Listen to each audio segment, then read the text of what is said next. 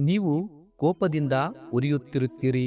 ಯಾರಾದರೂ ನಿಮಗೆ ತಪ್ಪು ಹೇಳುತ್ತಾರೆ, ಯಾರಾದರೂ ನಿಮ್ಮನ್ನು ಅವಮಾನ ಮಾಡುತ್ತಾರೆ ಅಥವಾ ನಿಮ್ಮ ಬಗ್ಗೆ ಸುಳ್ಳು ಮಾತು ಹರಡುತ್ತಾರೆ.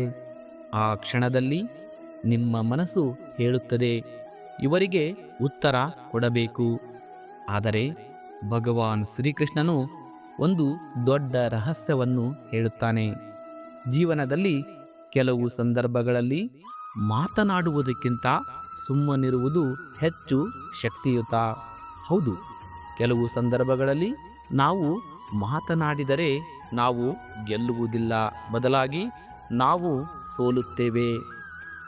ಆದರೆ ಸುಮ್ಮನಿದ್ದರೆ ನಮ್ಮ ಗೌರವವು ಉಳಿಯುತ್ತದೆ ಮತ್ತು ಪರಿಸ್ಥಿತಿಯು ನಮ್ಮ ಪರವಾಗುತ್ತದೆ. ಇಂದು ಈ ವಿಡಿಯೋದಲ್ಲಿ ಶ್ರೀಕೃಷ್ಣನು ಹೇಳಿದ 7 ಪ್ರಮುಖ ಸಂದರ್ಭಗಳನ್ನು ತಿಳಿಸುತ್ತೇನೆ. ಅಂದರೆ ಯಾವ ಸಂದರ್ಭಗಳಲ್ಲಿ ನಾವು ಸುಮ್ಮನಿರಬೇಕು ಎಂಬುದನ್ನು ತಿಳಿಸುತ್ತೇನೆ. ಈ ಮಾತುಗಳನ್ನು ನೀವು ಅರ್ಥ ಮಾಡಿಕೊಂಡರೆ ನಿಮ್ಮ ಜೀವನದಲ್ಲಿ ಅನಗತ್ಯ ಜಗಳಗಳು ಮತ್ತು ಮನಸ್ಸಿನ ನೋವುಗಳು ಬಹಳಷ್ಟು ಕಡಿಮೆಯಾಗುತ್ತವೆ.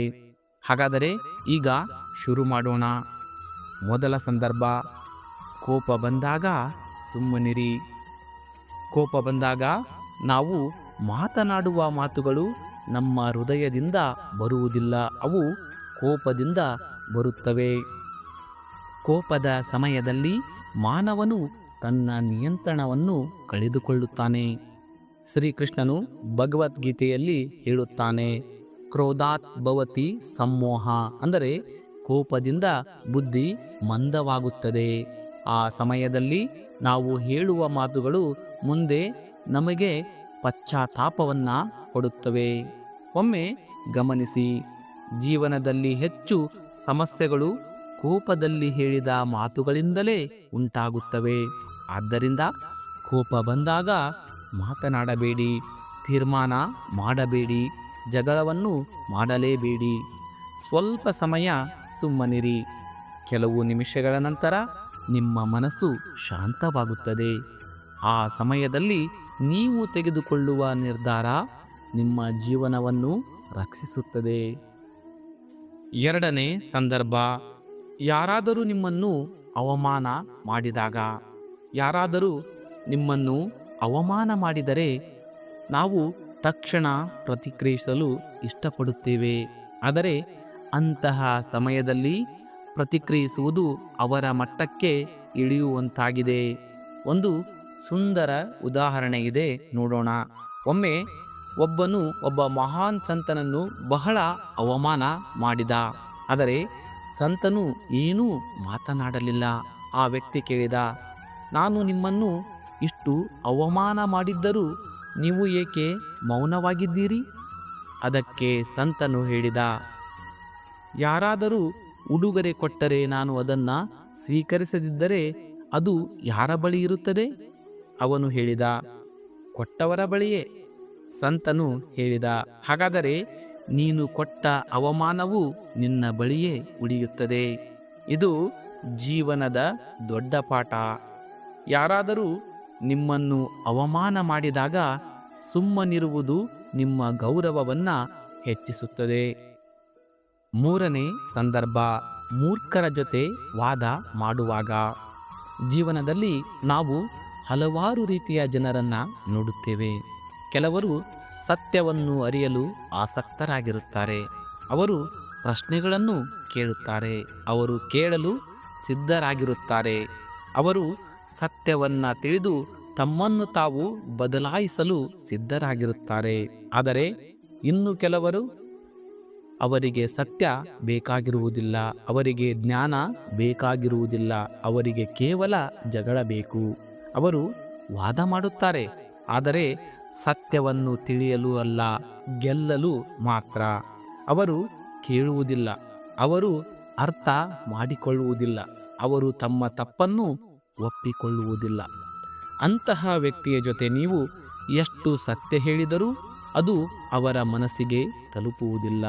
ಏಕೆಂದರೆ ಅವರ ಮನಸ್ಸು ಈಗಾಗಲೇ ಅಹಂಕಾರದಿಂದ ಮತ್ತು ತಪ್ಪು ಭಾವನೆಯಿಂದ ತುಂಬಿರುತ್ತದೆ.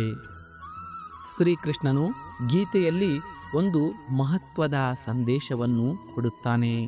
ಬುದ್ಧಿವಂತನು ತನ್ನ ಶಕ್ತಿಯನ್ನು ಅನಾವಶ್ಯಕವಾದದಲ್ಲಿ ವ್ಯರ್ಥ ಮಾಡಿಕೊಳ್ಳುವುದಿಲ್ಲ, ಏಕೆಂದರೆ ಅವನು ತಿಳಿದಿದ್ದಾನೆ. ಸತ್ಯವನ್ನು ಅರಿಯಲು ಇಚ್ಛೆಯಿಲ್ಲದ ವ್ಯಕ್ತಿಗೆ ಎಷ್ಟು ಹೇಳಿದರೂ ಪ್ರಯೋಜನವಿಲ್ಲ. ಒಂದು ಸುಂದರ ಮಾತು ಇದೆ: ಮೂರ್ಖನ ಜೊತೆ ವಾದ ಮಾಡಿದರೆ ಹೊರಗಿನಿಂದ ನೋಡುವವರಿಗೆ ಇಬ್ಬರೂ ಮೂರ್ಖರಂತೆ ಕಾಣುತ್ತಾರೆ. ಇದು ಜೀವನದ ಕಠಿಣವಾದ ಆದರೆ ನಿಜವಾದ ಸತ್ಯ. ಒಮ್ಮೆ ಕಲ್ಪನೆ ಮಾಡಿ, ರಸ್ತೆಯ ಮಧ್ಯದಲ್ಲಿ ಒಬ್ಬ ವ್ಯಕ್ತಿ ಜೋರಾಗಿ ಜಗಳ ಮಾಡುತ್ತಿದ್ದಾನೆ. ಅವನು ಕೋಪದಿಂದ ಕೂಗುತ್ತಿದ್ದಾನೆ. ನೀವು ಕೂಡ ಅದೇ ರೀತಿಯಲ್ಲಿ ಪ್ರತಿಕ್ರಿಯಿಸಿದರೆ ಅಲ್ಲಿ ನೋಡುತ್ತಿರುವ ಜನರಿಗೆ ನಿಮ್ಮಿಬ್ಬರ ಮಧ್ಯೆ ವ್ಯತ್ಯಾಸ ಕಾಣುವುದಿಲ್ಲ. ಅವರಿಗೆ ಇಬ್ಬರು ಒಂದೇ ರೀತಿಯವರು ಎಂದು ಕಾಣುತ್ತಾರೆ. ಆದ್ದರಿಂದ ಬುದ್ಧಿವಂತನು ತನ್ನ ಗೌರವವನ್ನು ಉಳಿಸಿಕೊಳ್ಳಲು ಕೆಲವು ಸಂದರ್ಭಗಳಲ್ಲಿ ಮೌನವನ್ನು ಆಯ್ಕೆ ಮಾಡುತ್ತಾನೆ. ಮೌನ ಎಂದರೆ ದುರ್ಬಲತೆ ಅಲ್ಲ, ಅದು ಜ್ಞಾನಿಗಳ ಬಲ.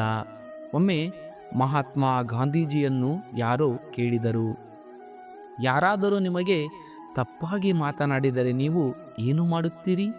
ಅವರು ಸುಂದರವಾಗಿ ಉತ್ತರಿಸಿದರು, ನಾನು ಮೌನವಾಗಿರುತ್ತೇನೆ, ಏಕೆಂದರೆ ನನ್ನ ಸಮಯವನ್ನು ವ್ಯರ್ಥ ಮಾಡಿಕೊಳ್ಳಲು ನನಗೆ ಸಮಯವಿಲ್ಲ. ಇದು ನಿಜವಾದ ಜ್ಞಾನ. ನಾವು ನಮ್ಮ ಜೀವನದಲ್ಲಿ ದೊಡ್ಡ ಗುರಿಗಳನ್ನು ಹೊಂದಿದ್ದರೆ ನಾವು ಪ್ರತಿಯೊಂದು ವಾದಕ್ಕೂ ಉತ್ತರ ಕೊಡಲು ಹೋಗಬಾರದು. ಪ್ರತಿ ಜಗಳಕ್ಕೂ ಪ್ರತಿಕ್ರಿಯಿಸಬಾರದು, ಏಕೆಂದರೆ ಪ್ರತಿಯೊಂದು ಜಗಳವು ನಿಮ್ಮ ಶಕ್ತಿಯನ್ನು ಕಳೆಯುತ್ತದೆ. ಜೀವನದಲ್ಲಿ ಯಶಸ್ಸು ಸಾಧಿಸಲು ನಿಮ್ಮ ಸಮಯ ಮತ್ತು ಶಕ್ತಿಯನ್ನು ಸರಿಯಾದ ದಿಕ್ಕಿನಲ್ಲಿ ಬಳಸಬೇಕು. ಮೂರ್ಖರ ಜೊತೆ ವಾದ ಮಾಡಿದರೆ ನಿಮ್ಮ ಸಮಯ ಹೋಗುತ್ತದೆ, ನಿಮ್ಮ ಶಕ್ತಿ ಹೋಗುತ್ತದೆ ಮತ್ತು ನಿಮ್ಮ ಮನಸ್ಸಿನ ಶಾಂತಿಯೂ ಹೋಗುತ್ತದೆ. ಆದ್ದರಿಂದ ಶ್ರೀಕೃಷ್ಣನ ಈ ಹಿತವಚನವನ್ನು ನೆನಪಿಟ್ಟುಕೊಳ್ಳಿ: ಯಾರಾದರೂ ಸತ್ಯವನ್ನು ಅರಿಯಲು ಸಿದ್ಧರಾಗಿದ್ದರೆ ಅವರಿಗೆ ತಿಳಿಸಿ, ಆದರೆ ಯಾರಾದರೂ ಜಗಳ ಮಾಡಲು ಮಾತ್ರ ಬಂದಿದ್ದರೆ ಅವರ ಜೊತೆ ವಾದ ಮಾಡಬೇಡಿ. ಅಲ್ಲಿ ಮೌನವೇ ಅತ್ಯುತ್ತಮ ಉತ್ತರ. ಕೆಲವೊಮ್ಮೆ ಒಂದು ಮಾತಿಗಿಂತ ಒಂದು ಮೌನವೇ ಹೆಚ್ಚು ಪರಿಣಾಮಕಾರಿಯಾಗಿರುತ್ತದೆ. ಮೌನವು ನಿಮ್ಮ ಜ್ಞಾನವನ್ನು ತೋರಿಸುತ್ತದೆ, ನಿಮ್ಮ ಸಹನೆಯನ್ನು ತೋರಿಸುತ್ತದೆ ಮತ್ತು ನಿಮ್ಮ ವ್ಯಕ್ತಿತ್ವದ ಮಹತ್ವವನ್ನು ತೋರಿಸುತ್ತದೆ. ಆದ್ದರಿಂದ ಜೀವನದಲ್ಲಿ ಮೂರ್ಖರ ಜೊತೆ ಅನಾವಶ್ಯಕವಾದ ವಾದ ಮಾಡುವುದಕ್ಕಿಂತ ನಿಮ್ಮ ಗುರಿಯ ಕಡೆಗೆ ನಡೆದು ಹೋಗುವುದು ಉತ್ತಮ, ಏಕೆಂದರೆ ಜ್ಞಾನಿಗಳು ತಮ್ಮ ಸಮಯವನ್ನು ಜಗಳದಲ್ಲಿ ಕಳೆಯುವುದಿಲ್ಲ, ಅವರು ತಮ್ಮ ಸಮಯವನ್ನು ಸಾಧನೆಯಲ್ಲಿ ಬಳಸುತ್ತಾರೆ. 4ನೇ ಸಂದರ್ಭ: ಯಾರಾದರೂ ನಿಮ್ಮ ಬಗ್ಗೆ ಸುಳ್ಳು ಹರಡಿದಾಗ. ಜೀವನದಲ್ಲಿ ಕೆಲವೊಮ್ಮೆ ಒಂದು ವಿಚಿತ್ರ ಪರಿಸ್ಥಿತಿ ಎದುರಾಗುತ್ತದೆ. ನಾವು ಏನು ತಪ್ಪು ಮಾಡಿಲ್ಲ, ಆದರೂ ಯಾರೋ ನಮ್ಮ ಬಗ್ಗೆ ಸುಳ್ಳು ಮಾತುಗಳನ್ನು ಹರಡುತ್ತಾರೆ. ಅವರು ಹೇಳುವ ಮಾತುಗಳು ಸತ್ಯವಾಗಿರುವುದಿಲ್ಲ, ಆದರೆ ಅವು ಜನರ ನಡುವೆ ಹರಡುತ್ತವೆ. ಆ ಸಮಯದಲ್ಲಿ ನಮ್ಮ ಮನಸ್ಸು ತುಂಬ ನೋವು ಅನುಭವಿಸುತ್ತದೆ. ನಾನು ಏನೂ ತಪ್ಪು ಮಾಡಿಲ್ಲ, ಆದರೂ ಜನರು ನನ್ನ ಬಗ್ಗೆ ಹೀಗೆ ಏಕೆ ಮಾತನಾಡುತ್ತಾರೆ ಎಂದು ನಾವು ಚಿಂತಿಸುತ್ತೇವೆ. ಆ ಕ್ಷಣದಲ್ಲಿ ನಮ್ಮ ಮೊದಲ ಪ್ರತಿಕ್ರಿಯೆ ಏನು ಗೊತ್ತೇ? ನಾವು ತಕ್ಷಣ ಎಲ್ಲರ ಬಳಿಗೆ ಹೋಗಿ ಇದು ಸುಳ್ಳು, ಇದು ಸತ್ಯ ಅಲ್ಲ ಎಂದು ವಿವರಣೆ ನೀಡಲು ಪ್ರಯತ್ನಿಸುತ್ತೇವೆ. ಒಬ್ಬರಿಗೆ ಹೇಳುತ್ತೇವೆ, ಇನ್ನೊಬ್ಬರಿಗೆ ಹೇಳುತ್ತೇವೆ, ಮತ್ತೊಬ್ಬರಿಗೆ ವಿವರಿಸುತ್ತೇವೆ. ಆದರೆ ಅದರಿಂದ ನಮ್ಮ ಮನಸ್ಸು ಇನ್ನೂ ಹೆಚ್ಚು ಅಶಾಂತವಾಗುತ್ತದೆ. ಇಲ್ಲಿ ಶ್ರೀಕೃಷ್ಣನ ಒಂದು ಆಳವಾದ ಜೀವನ ಪಾಠ ಇದೆ. ಸತ್ಯಕ್ಕೆ ತಕ್ಷಣ ರಕ್ಷಣೆಯ ಅಗತ್ಯವಿಲ್ಲ. ಸತ್ಯವನ್ನು ಕೆಲ ಸಮಯಕ್ಕೆ ಮರೆಮಾಡಬಹುದು, ಆದರೆ ಶಾಶ್ವತವಾಗಿ ಮರೆಮಾಡಲು ಯಾರಿಗೂ ಸಾಧ್ಯವಿಲ್ಲ. ಸತ್ಯವು ಸೂರ್ಯನಂತೆ. ಮೇಘಗಳು ಕೆಲವೊಮ್ಮೆ ಸೂರ್ಯನನ್ನು ಮುಚ್ಚಬಹುದು, ಆದರೆ ಕೆಲವು ಸಮಯದ ನಂತರ ಸೂರ್ಯ ಮತ್ತೆ ಬೆಳಗುತ್ತಾನೆ. ಅದೇ ರೀತಿ ಸುಳ್ಳು ಕೆಲ ಕಾಲ ಜನರನ್ನು ಮೋಸ ಮಾಡಬಹುದು, ಆದರೆ ಸತ್ಯವನ್ನು ಎಂದಿಗೂ ಸೋಲಿಸಲು ಸಾಧ್ಯವಿಲ್ಲ. ಇತಿಹಾಸವನ್ನ ನೋಡಿ ಅನೇಕ ಮಹಾನ್ ವ್ಯಕ್ತಿಗಳು ಜೀವನದಲ್ಲಿ ಸುಳ್ಳು ಆರೋಪಗಳನ್ನು ಎದುರಿಸಿದ್ದಾರೆ. ಅವರ ಬಗ್ಗೆ ಜನರು ತಪ್ಪು ಮಾತುಗಳನ್ನು ಹೇಳಿದ್ದಾರೆ, ಅವರನ್ನು ಅಪಮಾನ ಮಾಡಿದ್ದಾರೆ, ಅವರ ಮೇಲೆ ಸುಳ್ಳು ಆರೋಪಗಳನ್ನು ಹಾಕಿದ್ದಾರೆ. ಆದರೆ ಅವರು ಏನು ಮಾಡಿದರು ಗೊತ್ತೇ? ಅವರು ಪ್ರತಿಯೊಂದು ಮಾತಿಗೂ ಉತ್ತರ ಕೊಡಲು ಹೋಗಲಿಲ್ಲ. ಅವರು ಪ್ರತಿಯೊಂದು ಜಗಳಕ್ಕೂ ಪ್ರತಿಕ್ರಿಯಿಸಲಿಲ್ಲ. ಅವರು ಕೇವಲ ತಮ್ಮ ಕೆಲಸವನ್ನು ಮುಂದುವರಿಸಿದರು. ಅವರ ಗಮನ ಜಗಳದ ಮೇಲೆ ಇರಲಿಲ್ಲ, ಅವರ ಗಮನ ತಮ್ಮ ಗುರಿಯ ಮೇಲೆ ಇತ್ತು. ಕೆಲವು ಸಮಯದ ನಂತರ ಸತ್ಯ ಹೊರಬಂದಿತು. ಜನರು ನಿಧಾನವಾಗಿ ಅರಿತುಕೊಂಡರು ಯಾರು ತಪ್ಪು, ಯಾರು ಸತ್ಯ. ಆ ಸಮಯದಲ್ಲಿ ಸತ್ಯವೇ ಅವರ ಪರವಾಗಿ ಮಾತನಾಡಿತು. ಆದ್ದರಿಂದ ನಿಮ್ಮ ಜೀವನದಲ್ಲಿ ಯಾರಾದರೂ ನಿಮ್ಮ ಬಗ್ಗೆ ಸುಳ್ಳು ಹರಡಿದಾಗ ಭಯಪಡಬೇಡಿ, ಕೋಪಗೊಳ್ಳಬೇಡಿ, ಅವಸರ ಪಡಬೇಡಿ. ಎಲ್ಲರಿಗೂ ಹೋಗಿ ವಿವರಣೆ ನೀಡಲು ಪ್ರಯತ್ನಿಸಬೇಡಿ, ಏಕೆಂದರೆ ಪ್ರತಿಯೊಬ್ಬರ ಮನಸ್ಸನ್ನು ನೀವು ಬದಲಾಯಿಸಲು ಸಾಧ್ಯವಿಲ್ಲ. ನೀವು ಮಾಡಬಹುದಾದ ಒಂದು ಮಾತ್ರ ಕೆಲಸ ಇದೆ, ನಿಮ್ಮ ಜೀವನವನ್ನು ಸತ್ಯದಿಂದ ಮತ್ತು ಪ್ರಾಮಾಣಿಕತೆಯಿಂದ ಬದುಕುವುದು, ನಿಮ್ಮ ಕೆಲಸವನ್ನು ನಿಷ್ಠೆಯಿಂದ ಮಾಡುವುದು, ನಿಮ್ಮ ವ್ಯಕ್ತಿತ್ವವನ್ನು ಉನ್ನತವಾಗಿಡುವುದು. ಕೆಲವು ಸಮಯದ ನಂತರ ನಿಮ್ಮ ಜೀವನವೇ ಸತ್ಯದ ಸಾಕ್ಷಿಯಾಗುತ್ತದೆ. ಜನರು ಸ್ವತಃ ಅರಿತುಕೊಳ್ಳುತ್ತಾರೆ ಯಾರು ಸುಳ್ಳು ಹೇಳಿದ್ದರು, ಯಾರು ಸತ್ಯವಾಗಿದ್ದರು. ಆದ್ದರಿಂದ ನೆನಪಿಟ್ಟುಕೊಳ್ಳಿ, ಸುಳ್ಳು ಸ್ವಲ್ಪ ವೇಗವಾಗಿ ಓಡಬಹುದು, ಆದರೆ ಸತ್ಯ ದೂರದವರೆಗೆ ನಡೆಯುತ್ತದೆ. ಕೊನೆಯಲ್ಲಿ ಗೆಲ್ಲುವುದು ಸತ್ಯವೇ. ಆದ್ದರಿಂದ ಯಾರಾದರೂ ನಿಮ್ಮ ಬಗ್ಗೆ ಸುಳ್ಳು ಹರಡಿದಾಗ ನಿಮ್ಮ ಮನಸ್ಸನ್ನು ಶಾಂತವಾಗಿಡಿ, ನಿಮ್ಮ ಕೆಲಸವನ್ನು ಮುಂದುವರಿಸಿ, ಏಕೆಂದರೆ ಸಮಯವೇ ನಿಮ್ಮ ಪರವಾಗಿ ಮಾತನಾಡುವ ಅತ್ಯಂತ ದೊಡ್ಡ ಸಾಕ್ಷಿ. 5ನೇ ಸಂದರ್ಭ, ಅಹಂಕಾರಿಗಳ ಜೊತೆ ಮಾತನಾಡುವಾಗ. ಜೀವನದಲ್ಲಿ ನಾವು ಹಲವಾರು ರೀತಿಯ ವ್ಯಕ್ತಿಗಳನ್ನು ಭೇಟಿಯಾಗುತ್ತೇವೆ. ಕೆಲವರು ತುಂಬ ವಿನಯಶೀಲರಾಗಿರುತ್ತಾರೆ, ಅವರು ಹೊಸ ವಿಚಾರಗಳನ್ನು ಕೇಳಲು ಸಿದ್ಧರಾಗಿರುತ್ತಾರೆ, ಅವರು ತಮ್ಮ ತಪ್ಪುಗಳನ್ನು ಒಪ್ಪಿಕೊಳ್ಳಲು ಹೆದರುವುದಿಲ್ಲ. ಆದರೆ ಇನ್ನು ಕೆಲವು ಜನರು ಇರುತ್ತಾರೆ, ಅವರ ಮನಸ್ಸು ಅಹಂಕಾರದಿಂದ ತುಂಬಿರುತ್ತದೆ. ಅಂತಹ ವ್ಯಕ್ತಿಗೆ ನೀವು ಎಷ್ಟು ಸತ್ಯ ಹೇಳಿದರೂ ಅವರು ಅದನ್ನು ಸ್ವೀಕರಿಸಲು ಸಿದ್ಧವಾಗಿರುವುದಿಲ್ಲ, ಏಕೆಂದರೆ ಅವನಿಗೆ ಸತ್ಯಕ್ಕಿಂತ ತನ್ನ ಅಹಂಕಾರವೇ ಹೆಚ್ಚು ಮುಖ್ಯ. ಅವನಿಗೆ ತಾನು ಹೇಳುವುದೇ ಸರಿ ಎಂದು ಅನ್ನಿಸುತ್ತದೆ. ಇತರರು ಏನು ಹೇಳಿದರೂ ಅವನಿಗೆ ಅದು ತಪ್ಪು ಎಂದು ಕಾಣುತ್ತದೆ. ಅವನ ಮನಸ್ಸಿನಲ್ಲಿ ಒಂದು ಭಾವನೆ ಇರುತ್ತದೆ, ನನಗೆ ಎಲ್ಲವೂ ಗೊತ್ತು, ನಾನು ತಪ್ಪಾಗಲು ಸಾಧ್ಯವಿಲ್ಲ. ಅಂತಹ ಮನಸ್ಥಿತಿಯ ವ್ಯಕ್ತಿಗೆ ನೀವು ಎಷ್ಟು ವಿವರಣೆ ನೀಡಿದರೂ ಅದು ಫಲ ನೀಡುವುದಿಲ್ಲ. ಬದಲಾಗಿ ಏನಾಗುತ್ತದೆ ಗೊತ್ತೇ? ನೀವು ಅವನ ಜೊತೆ ವಾದ ಮಾಡಿದಂತೆ ಅವನ ಅಹಂಕಾರ ಇನ್ನೂ ಹೆಚ್ಚಾಗುತ್ತದೆ. ಅವನು ಸತ್ಯವನ್ನು ಅರಿಯುವುದಕ್ಕಿಂತ ತನ್ನನ್ನು ತಾನು ಸಾಬೀತುಪಡಿಸಲು ಹೆಚ್ಚು ಪ್ರಯತ್ನಿಸುತ್ತಾನೆ. ಅದರ ಪರಿಣಾಮವಾಗಿ ಒಂದು ಸಣ್ಣ ವಿಷಯವು ದೊಡ್ಡ ಜಗಳವಾಗಿ ಮಾರ್ಪಡುತ್ತದೆ. ಇದಕ್ಕಾಗಿ ಶ್ರೀಕೃಷ್ಣನು ಜೀವನದ ಒಂದು ಮಹತ್ವದ ಪಾಠವನ್ನು ಹೇಳುತ್ತಾನೆ. ಅಹಂಕಾರಿಗಳ ಜೊತೆ ಅನಾವಶ್ಯಕವಾಗಿ ವಾದ ಮಾಡಬೇಡಿ, ಏಕೆಂದರೆ ಅಹಂಕಾರದಿಂದ ತುಂಬಿದ ಮನಸ್ಸಿಗೆ ಜ್ಞಾನ ಪ್ರವೇಶಿಸುವುದು ತುಂಬ ಕಷ್ಟ. ಒಂದು ಸುಂದರ ಉದಾಹರಣೆ ಇದೆ. ಒಂದು ಗ್ಲಾಸ್ ಈಗಾಗಲೇ ನೀರಿನಿಂದ ತುಂಬಿದ್ದರೆ ಅದರೊಳಗೆ ಮತ್ತಷ್ಟು ನೀರು ಹಾಕಲು ಸಾಧ್ಯವಿಲ್ಲ. ಮೊದಲು ಆ ಗ್ಲಾಸ್ ಖಾಲಿಯಾಗಬೇಕು. ಅದೇ ರೀತಿ ಅಹಂಕಾರದಿಂದ ತುಂಬಿರುವ ಮನಸ್ಸಿನಲ್ಲಿ ಜ್ಞಾನ ಪ್ರವೇಶಿಸಲು ಸಾಧ್ಯವಿಲ್ಲ. ಮೊದಲು ಆ ಅಹಂಕಾರ ಕಡಿಮೆಯಾಗಬೇಕು. ಆದರೆ ಆ ಪಾಠವನ್ನು ನೀವು ಕಲಿಸಲು ಸಾಧ್ಯವಿಲ್ಲ, ಅದನ್ನು ಸಮಯ ಮತ್ತು ಅನುಭವವೇ ಕಲಿಸುತ್ತದೆ. ಜೀವನದಲ್ಲಿ ಒಂದು ಸಮಯ ಬರುತ್ತದೆ, ಅಲ್ಲಿ ಅಹಂಕಾರಿಯಾದ ವ್ಯಕ್ತಿ ತನ್ನ ತಪ್ಪನ್ನು ಅರಿಯುತ್ತಾನೆ. ಆ ಸಮಯದಲ್ಲಿ ಅವನು ಜೀವನದಿಂದ ದೊಡ್ಡ ಪಾಠವನ್ನು ಕಲಿಯುತ್ತಾನೆ. ಆದ್ದರಿಂದ ಅಹಂಕಾರಿಗಳ ಜೊತೆ ನಿರಂತರವಾಗಿ ವಾದ ಮಾಡುವುದಕ್ಕಿಂತ ನೀವು ಮೌನವಾಗಿರುವುದು ಉತ್ತಮ. ಮೌನವು ಅಲ್ಲಿ ಸೋಲು ಅಲ್ಲ, ಅದು ನಿಮ್ಮ ಜ್ಞಾನ ಮತ್ತು ಸಹನೆಯ ಗುರುತು. ಒಮ್ಮೆ ಗಮನಿಸಿ, ಜ್ಞಾನಿಗಳು ಯಾವಾಗಲೂ ಪ್ರತಿವಾದಕ್ಕೆ ಉತ್ತರ ಕೊಡುವುದಿಲ್ಲ. ಅವರು ಯಾವ ಸಂದರ್ಭಗಳಲ್ಲಿ ಮಾತನಾಡಬೇಕು ಮತ್ತು ಯಾವ ಸಂದರ್ಭಗಳಲ್ಲಿ ಮೌನವಾಗಿರಬೇಕು ಎಂಬುದನ್ನು ಚೆನ್ನಾಗಿ ಅರಿತಿರುತ್ತಾರೆ. ಅಹಂಕಾರಿಯ ಜೊತೆ ವಾದ ಮಾಡಿದರೆ ನಿಮ್ಮ ಸಮಯ ವ್ಯರ್ಥವಾಗುತ್ತದೆ, ನಿಮ್ಮ ಶಕ್ತಿ ವ್ಯರ್ಥವಾಗುತ್ತದೆ ಮತ್ತು ನಿಮ್ಮ ಮನಸ್ಸಿನ ಶಾಂತಿಯು ಕಳೆದು ಹೋಗುತ್ತದೆ. ಆದರೆ ಮೌನವಾಗಿದ್ದರೆ ನಿಮ್ಮ ಗೌರವ ಉಳಿಯುತ್ತದೆ. ಮೌನವು ಕೆಲವೊಮ್ಮೆ 100 ಮಾತುಗಳಿಗಿಂತ ಹೆಚ್ಚು ಶಕ್ತಿಯುತ. ಅದು ಎದುರಿನ ವ್ಯಕ್ತಿಗೆ ಒಂದು ಸ್ಪಷ್ಟ ಸಂದೇಶವನ್ನು ಕೊಡುತ್ತದೆ. ಆ ಸಂದೇಶ ಏನು ಗೊತ್ತೇ? ನಾನು ಜಗಳ ಮಾಡಲು ಇಲ್ಲ, ನಾನು ನನ್ನ ಶಾಂತಿಯನ್ನು ಕಾಪಾಡಿಕೊಳ್ಳಲು ಬಂದಿದ್ದೇನೆ.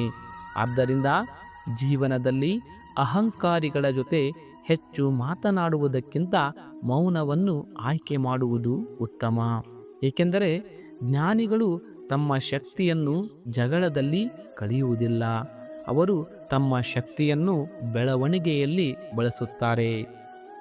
6ನೇ ಸಂದರ್ಭ, ಯಾರಾದರೂ ನಿಮ್ಮನ್ನು ಪರೀಕ್ಷಿಸುವಾಗ.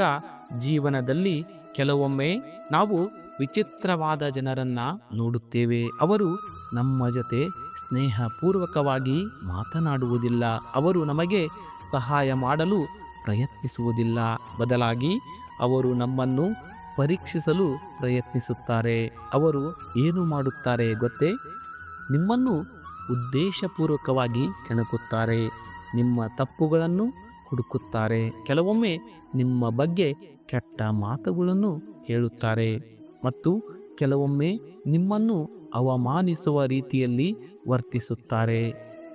ಅವರ ಉದ್ದೇಶ ಒಂದೇ, ನಿಮ್ಮ ಸಹನೆಯನ್ನು ಪರೀಕ್ಷಿಸುವುದು. ಅವರು ನೋಡಲು ಬಯಸುತ್ತಾರೆ, ಈ ವ್ಯಕ್ತಿ ಎಷ್ಟು ಬೇಗ ಕೋಪಗೊಳ್ಳುತ್ತಾನೆ, ಇವನನ್ನು ಎಷ್ಟು ಸುಲಭವಾಗಿ ಕೆಣಕಬಹುದು, ಇವನ ಮನಸ್ಸನ್ನು ಎಷ್ಟು ಬೇಗ ಅಸ್ಥಿರಗೊಳಿಸಬಹುದು. ಇದು ಒಂದು ರೀತಿಯಲ್ಲಿ ಮನಸ್ಸಿನ ಆಟದಂತಿದೆ. ಅವರು ನಿಮ್ಮ ಮನಸ್ಸನ್ನು ಕೆಣಕಲು ಪ್ರಯತ್ನಿಸುತ್ತಾರೆ. ನೀವು ಕೋಪಗೊಂಡರೆ, ನೀವು ಜೋರಾಗಿ ಪ್ರತಿಕ್ರಿಯಿಸಿದರೆ ಅಥವಾ ಅವರ ಜೊತೆ ಜಗಳ ಮಾಡಿದರೆ ಅವರು ಒಳಗಿನಿಂದ ಸಂತೋಷ ಪಡುತ್ತಾರೆ, ಏಕೆಂದರೆ ಅವರ ಯೋಜನೆ ಯಶಸ್ವಿಯಾಗಿದೆ. ಅವರು ನಿಮಗೆ ಕೋಪ ತರಿಸುತ್ತಾರೆ, ಅಂದರೆ ಅವರು ಗೆದ್ದಂತೆಯೇ. ಆದ್ದರಿಂದ ಶ್ರೀಕೃಷ್ಣನು ಜೀವನದ ಒಂದು ಮಹತ್ವದ ಪಾಠವನ್ನು ಹೇಳುತ್ತಾನೆ. ನಿಮ್ಮ ಮನಸ್ಸನ್ನು ನಿಯಂತ್ರಿಸಬಲ್ಲವನೇ ನಿಜವಾದ ಬಲಿಷ್ಠನು. ಬಲಿಷ್ಠನು ಎಂದರೆ ಇತರರನ್ನು ಸೋಲಿಸುವವನು ಅಲ್ಲ, ತನ್ನ ಕೋಪವನ್ನು, ತನ್ನ ಪ್ರತಿಕ್ರಿಯೆಯನ್ನು, ತನ್ನ ಮನಸ್ಸನ್ನು ನಿಯಂತ್ರಿಸಬಲ್ಲವನೇ ನಿಜವಾದ ಶಕ್ತಿಶಾಲಿ.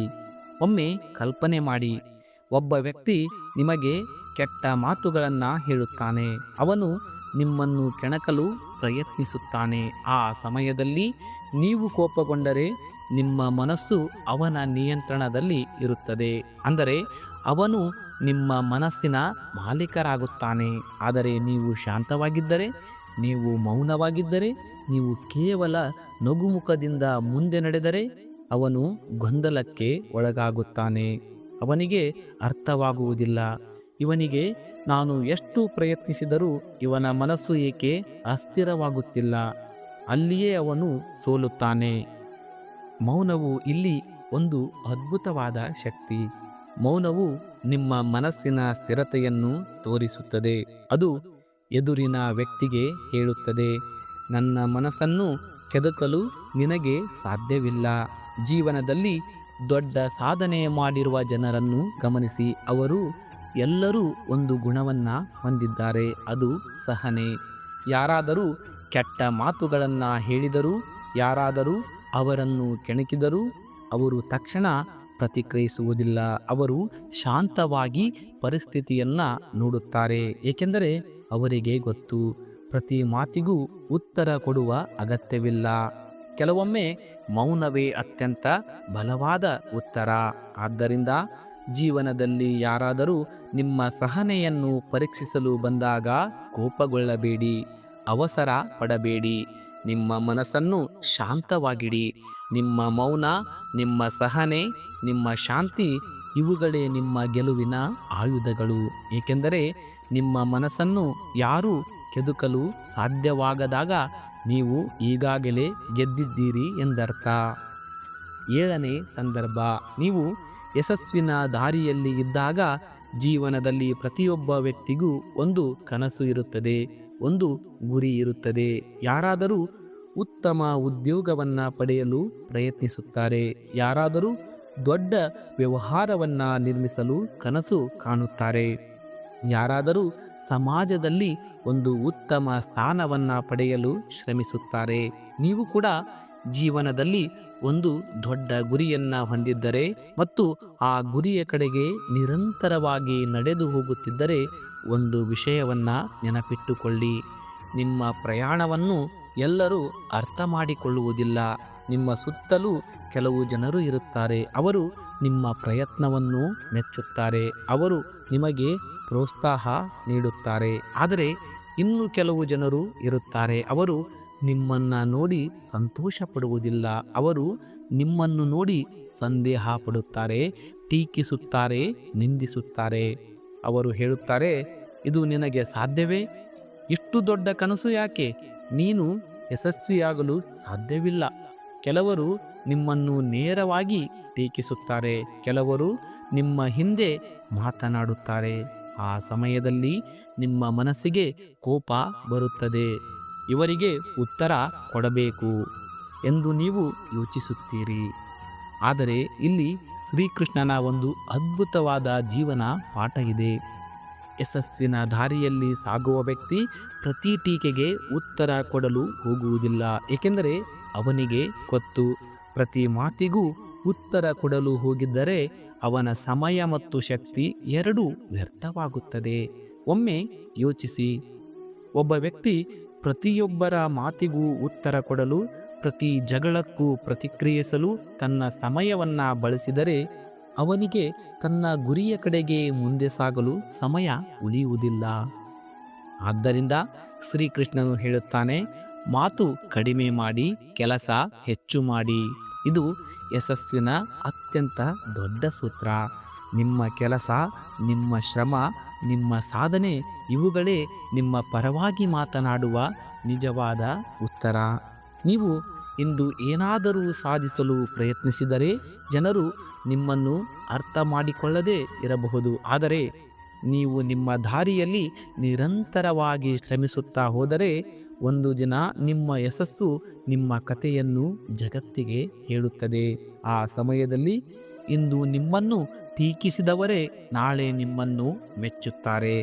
ಒಂದು ಸುಂದರ ಮಾತು ಇದೆ: ನೀವು ಯಶಸ್ವಿಯಾಗುವವರೆಗೂ ಜನರು ನಿಮ್ಮ ಮೇಲೆ ನಗುತ್ತಾರೆ, ನೀವು ಯಶಸ್ವಿಯಾದ ನಂತರ ಅದೇ ಜನರು ನಿಮ್ಮ ಮೇಲೆ ಹೆಮ್ಮೆ ಪಡುತ್ತಾರೆ. ಆದ್ದರಿಂದ ಜೀವನದಲ್ಲಿ ಪ್ರತಿ ಟೀಕೆಗೆ ಉತ್ತರ ಕೊಡಲು ಹೋಗಬೇಡಿ, ಪ್ರತಿ ನಿಂದನೆಗೆ ಪ್ರತಿಕ್ರಿಯಿಸಬೇಡಿ. ನಿಮ್ಮ ಗಮನ ನಿಮ್ಮ ಗುರಿಯ ಮೇಲೆ ಇರಲಿ, ನಿಮ್ಮ ಗಮನ ನಿಮ್ಮ ಬೆಳವಣಿಗೆಯ ಮೇಲೆ ಇರಲಿ. ಸ್ನೇಹಿತರೆ, ಜೀವನದಲ್ಲಿ ಪ್ರತಿಯೊಂದು ಮಾತಿಗೂ ಉತ್ತರ ಕೊಡುವ ಅಗತ್ಯವಿಲ್ಲ. ಕೆಲವು ಸಂದರ್ಭಗಳಲ್ಲಿ ಮಾತು ಸಮಸ್ಯೆಗಳನ್ನು ಹೆಚ್ಚಿಸುತ್ತದೆ. ಒಂದು ಮಾತು ಮತ್ತೊಂದು ಮಾತಿಗೆ ಕಾರಣವಾಗುತ್ತದೆ, ಒಂದು ಜಗಳ ಇನ್ನೊಂದು ಜಗಳಕ್ಕೆ ಕಾರಣವಾಗುತ್ತದೆ. ಆದರೆ ಮೌನ ಅನೇಕ ಸಮಸ್ಯೆಗಳನ್ನು ಶಮನ ಮಾಡುತ್ತದೆ. ಮೌನವು ನಿಮ್ಮ ಮನಸ್ಸನ್ನು ಶಾಂತವಾಗಿರಿಸುತ್ತದೆ, ಮೌನವು ನಿಮ್ಮ ಶಕ್ತಿಯನ್ನು ಉಳಿಸುತ್ತದೆ, ಮೌನವು ನಿಮ್ಮ ಗಮನವನ್ನು ಗುರಿಯ ಮೇಲೆ ಕೇಂದ್ರೀಕರಿಸುತ್ತದೆ. ಆದ್ದರಿಂದ ನೆನಪಿಟ್ಟುಕೊಳ್ಳಿ, ನಿಮ್ಮ ಯಶಸ್ವಿನ ದಾರಿಯಲ್ಲಿ ನಡೆಯುತ್ತಿದ್ದರೆ ಪ್ರತಿ ಟೀಕೆಗೆ ಉತ್ತರ ಕೊಡಬೇಡಿ. ನಿಮ್ಮ ಕೆಲಸವನ್ನು ಮಾಡಿ, ನಿಮ್ಮ ಕನಸನ್ನು ಅನುಸರಿಸಿ, ನಿಮ್ಮ ಪ್ರಯತ್ನವನ್ನು ಮುಂದುವರಿಸಿ. ಏಕೆಂದರೆ ಕೊನೆಯಲ್ಲಿ ನಿಮ್ಮ ಯಶಸ್ವೇ ನಿಮ್ಮ ಪರವಾಗಿ ಮಾತನಾಡುವ ಅತ್ಯಂತ ದೊಡ್ಡ ಉತ್ತರವಾಗುತ್ತದೆ. ಆದ್ದರಿಂದ ನೆನಪಿಟ್ಟುಕೊಳ್ಳಿ, ಈ 7 ಸಂದರ್ಭಗಳಲ್ಲಿ ಸುಮ್ಮನಿರಿ. ಕೋಪ ಬಂದಾಗ, ಅವಮಾನ ಮಾಡಿದಾಗ, ಮೂರ್ಖರ ಜೊತೆ ವಾದ ಮಾಡುವಾಗ, ಸುಳ್ಳು ಹರಡಿದಾಗ, ಅಹಂಕಾರಿಗಳ ಜೊತೆ ಮಾತನಾಡುವಾಗ, ಯಾರಾದರೂ ನಿಮ್ಮನ್ನು ಪರೀಕ್ಷಿಸುವಾಗ ಮತ್ತು ಯಶಸ್ವಿನ ದಾರಿಯಲ್ಲಿ ಇದ್ದಾಗ. ಮೌನ ದುರ್ಬಲತೆಯಲ್ಲ, ಅದು ಜ್ಞಾನಿಗಳ ಶಕ್ತಿ. ನಿಮ್ಮ ಮೌನ ನಿಮ್ಮ ವ್ಯಕ್ತಿತ್ವವನ್ನು ಇನ್ನಷ್ಟು ದೊಡ್ಡದಾಗಿಸುತ್ತದೆ.